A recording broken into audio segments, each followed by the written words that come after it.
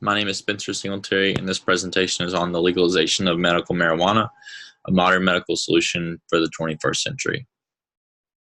An introduction here, we'll just give a brief overview of the past 20 to 40 years in medical marijuana as it's gone throughout the United States, and then we'll do the same for recreational marijuana on a little bit smaller scale.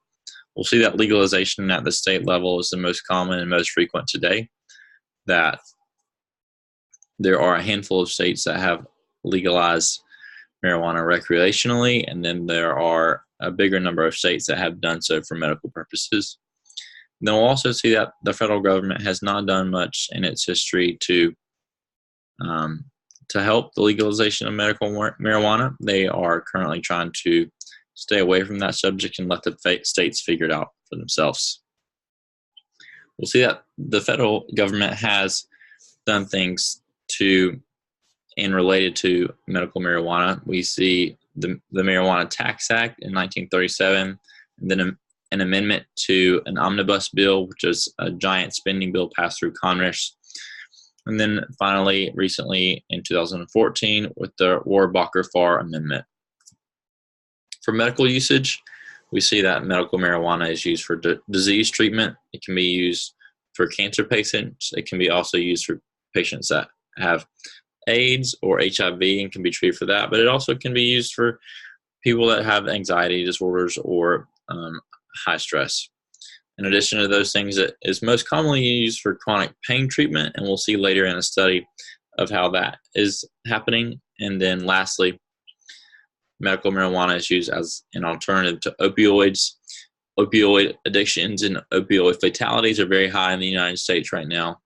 And although some people may not see marijuana as the best option, it is considered a highly better option than opioids.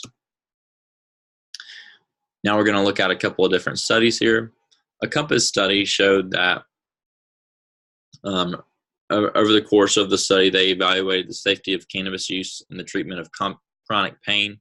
They took patients that had chronic pain and legally allowed them to use medical marijuana, and then they evaluated and found that pain intensity decreased with the use of cannabis, and risk of adverse events occurring as a result of cannabis use were deemed not significant. Therefore, the use of medical marijuana was directly correlated to the decrease with the pain intensity. Pain intensity was measured on a scale of 0 to 10.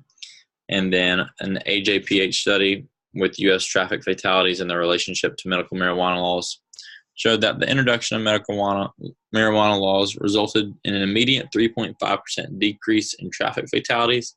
And states with medical marijuana laws had a 26.3% decrease in traffic fatalities compared to states without those laws. Another study of medical marijuana laws and workplace fatalities showed that workplace fatalities decreased 19.5% in states that had the laws. And researchers also compared census of fatal occupational injuries data to when states legalized medical marijuana. Let's get a little bit of a background here of how we got here and what society thinks about medical marijuana and public opinion. The legalization of medical marijuana is often an indicator of group level approval in a specific geographic location. For example, a person is more likely to think one thing in a group than they are individually. This is really just known as peer pressure. If an entire group is thinking one thing, an individual is less likely to speak out if they disagree than if an individual was in a smaller group or if he was alone. Voter referendums have high likelihoods for the passage of these laws. They usually follow norms of the state. Therefore, if a state has many cities that have already legalized a law or have already passed a law, then if those states are big enough, a public voter referendum is most likely to pass in a statewide level if the norms of that state follow suit. A study in California showed that since the legalization of medical marijuana, people's negative perceptions of the drug have actually decreased. Additionally, the medical legalization was shown to have no impact on the opinion of recreational marijuana. Therefore, medical marijuana isn't necessarily a gateway to recreational marijuana in California, as shown in the study. And so, for those people saying that, well, medical marijuana may be good, however, it can lead to, a ton of more gateway drugs, like as recreational marijuana or more opioids or other addictive drugs that could cause crime or more poverty or things like that. This study in California showed that, people that saw medical marijuana, their opinion of the recreational drug really wasn't affected that much. Again, going back to the fatalities, how we spoke about earlier, studies have found that states who have medical marijuana laws have lower rates of traffic fatalities than states who do not have these laws. Both show reductions of traffic fatalities over time because of just how technology has improved and roads are safer and infrastructure is safer and those kind of things. The difference is constant throughout of how states with no laws can pertaining to medical marijuana, those traffic fatalities were decreasing. But the states that had medical marijuana laws, their traffic fatality rates were decreasing at a much higher rate. The number of traffic fatalities dropped 10.8% among the general population after medical marijuana laws were enacted, and even higher percentages than that existed in the youngest age groups. And this is because more young people are using the medical marijuana than the older people. States that have enacted medical marijuana laws have also a decreased number of male suicide rates when compared to states without laws. Female suicide rates were about the same throughout. I'm not sure why the female suicide rates were the same throughout. However, the difference between male suicide rates in the states that had and did not have medical marijuana was very, very significant. And the suicide rates of people that did have the laws were much smaller.